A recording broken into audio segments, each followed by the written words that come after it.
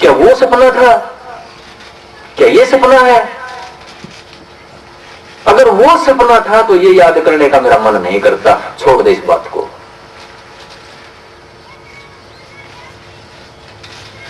अगर ये सच्चाई है तो उसको नहीं भूल सकता मैं। यानी कि सूक्ष्म संसार यही भवसागर है।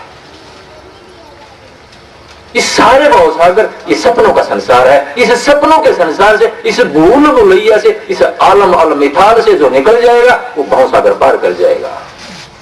वो या संत बनेगा या सम्राट बनेगा, क्योंकि बीच की अवस्था में कोई सा नहीं ठहरता है। क्लैरिटी ऑफ माइंड, इस मन की सफाई करके जो आदमी निकल जाएगा वो राज करेगा, या परम योगी की तरफ जाएगा या राजा की तरफ जाएगा। जो पूर्व जन्म में है उस राजा की तरह, उस गरीब आदमी की तरह जो सपना देखता है, सुनहरा दुनिया में बैठा हुआ है, एक बर्बादी की स्थान पर उलझा हुआ, संशय में उलझा हुआ, ये आम आदमी का खेल है, आम संसारी का खेल है। ये भवसागर है। इसमें 84 लाख योनियां हैं, उसमें भी हैं, उस राजा के संसार में भी हैं। लेकिन वो आम आदमी से तेज हो गया है, आम आदमी को कंट्रोल करना सीख गया। वो किस तरह से मैं बोलूं, किस तरह से मैं चलूं, यानी कि वो भी, उसके पास भी समझ है। लेकिन शास्त्रों ने कहा कि राजन्ते नरकम घोरम, के राज्य के अंत में एक घोर नरक होता है। तपस्या का रिजल्ट मिलता है तो राजा बनता है, क्योंकि तपस्या से मन का संकल्प खुलता है, मन की फैकल्टी खुलती है, एक मन की सफाई आती है, फैकल्टी ऑफ माइंड खुलती है। और जब मन की सफाई होगी, भवसागर समझ में आ गया, तो अध्यात्म कहता है कि जो तपस्या करता है तपस्वी राजा बनता है।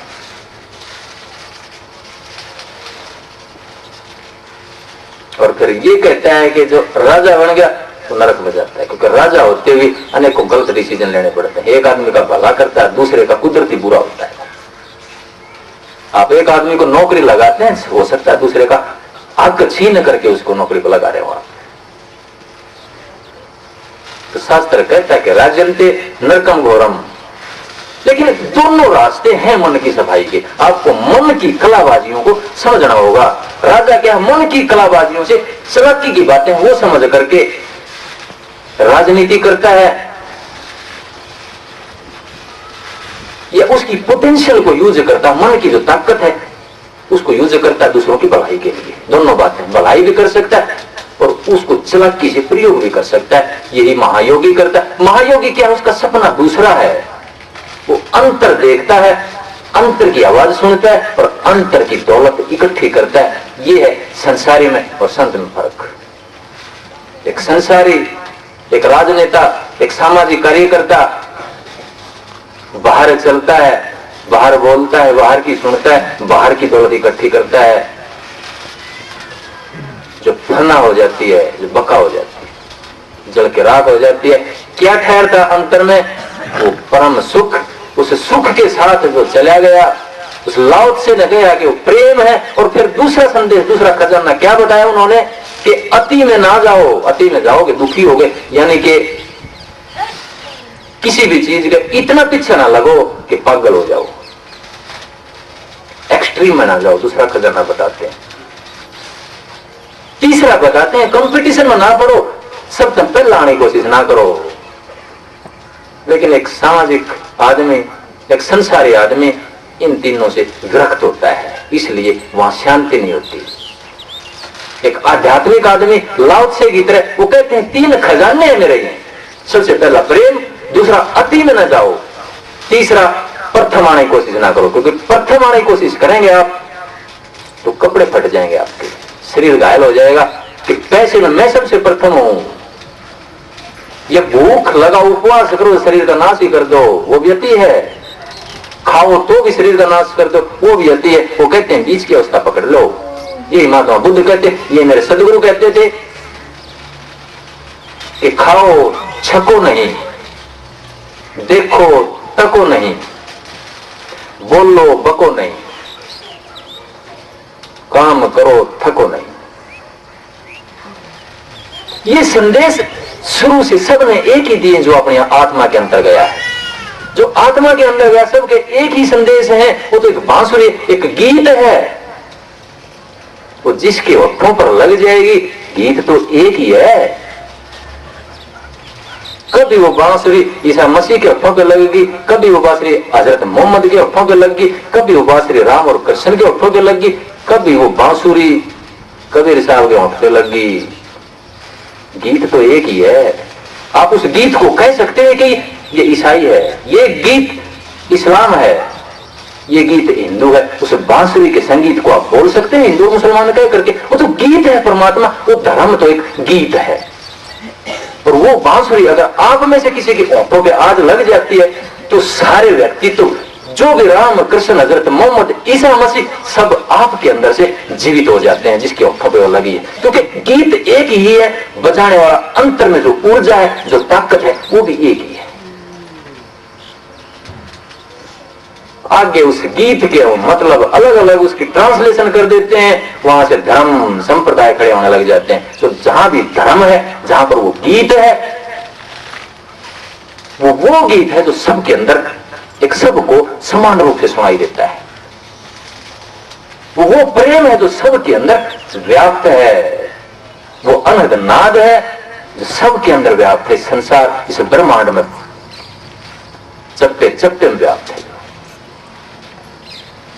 तो अगर उस प्यार की साधना की जाएगी तो वो गीत तो अपने आप आ जाएगा। तो सबसे पहली सीढ़ी प्यार ही है। नाम और सदगुरु सत्संग बाद में शुरू होते हैं। सत्संग से ये फर्क है कि आपकी ताजगी होती रहती, वो गीत आपका ताजा होता रहता है। वो शिक्षाएं पहले भी आ चुकी हैं, लाओत्से से पहले भी आ चुकी थी, लेकिन एक ताजगी कराने के लिए, याद कराने के लिए संत महात्माओं का जन्म होता है। वो याद करवाते, धूल जम जाती है उसके ऊपर। तो सुरत शब्द योग के लिए सबसे पहले जरूरत प्यार और प्रेम है। और अगर आप सत्संग करते, अगर आप गुरु करते, तो शब्द वेदी गुरु करना होगा आपको, जो आपको 18 मंजिलों का एक भेद बताए, जो आपको एक रास्ता बताए। गुरु सोई जो शब्द सने ही, शब्द बिना दूसर नहीं कोई। शब्द कमावे सो गुरु पूरा, उन चरणन के हो जा धूरा। तो अंतर में जब वो जगता है, एक जागरण आता है, सब जागरण आता है। तो गीता की, श्रीमद् भगवद गीता की वो बात कि परित्याज्य सर्वधर्मा, तो सारी चीजों को भूल करके आप अंतर में सिमटते हैं, उस अंतर के गुरु की खोज करते हैं। आपके अंतर में बैठे वो बाहर नहीं है, वो गुरु उस नूर के रूप में, उस नाद के रूप में, उस सकल के रूप में जो आपको दिखता है, बीच की पैड़ी है, वहां मत ठहर जाना आप। वो नूर प्रकाश सूरज नूर बन करके आपको जीवन देता है। वो मेरे सदगुरु को नहीं पहचानता वो सूरज, वो कबीर साहब को, हजरत मोहम्मद को, ईसा मसीह नहीं पहचानता वो सूरज, लेकिन जीवन देता है, हर एक कण को देता है। इसलिए साकार रचना में सबसे बड़ा भगवान है सूरज। और सूरज का नूर है जो आपको जीवन देता है, पूरे सौरमंडल को जीवन देता है। इसलिए गायत्री मंत्र में उस सूर्य की पूजा की गई है।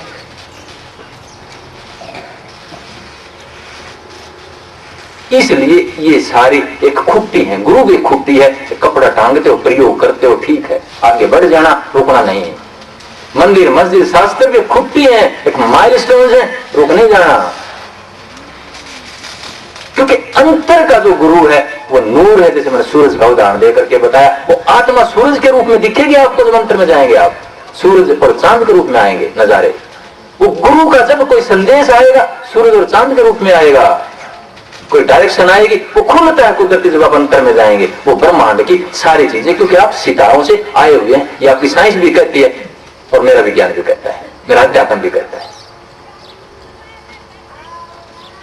आप बिग बैंग से आए हैं, उस रे ऑफ लाइट से आए हैं। तो सारे ब्रह्मांड का नक्शा कुदरती आपके अंदर पड़ा हुआ, हमारे अंदर पड़ा हुआ। यत् पिंडे तत् ब्रह्मांडे। तो इस पिंड की खोज कर ली जाए, इस ब्रह्मांड का की झलक अपने आप आने लग जाएगी। उस परम पिता की, उस आत्मा की, उस हीरे की, नाम पदार्थ हीरे की, उस नामी की अपने आप झलक मिल जाएगी और रहस्य खुद ब खुद खुलता चला जाएगा।